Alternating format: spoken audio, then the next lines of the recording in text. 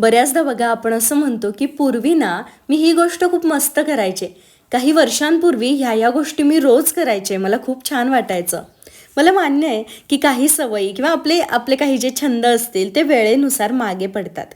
आपल्यातला मीपणा जो आहे, आपले जे छंद आहेत ते कुठेतरी मनाच्या कोपऱ्यात असे रुतून बसलेले असतात. प्रत्येकाच्या आयुष्यात अशी वेळ येते की काही वेळापुरतं आपण आपले छंद किंवा आपल्याला कोणत्या गोष्टी अवगत आहेत त्या थोड्याशा विसरून जातो. एखाद्या रुटीनमध्ये आपण अडकून बसतो. कधी कधी नवीन नोकरी लागल्यानंतर आपण आपले छंद विसरून जातो किंवा लग्न झाल्यानंतर, मुलं झाल्यानंतर किंवा काहीही सिच्युएशन असू देत.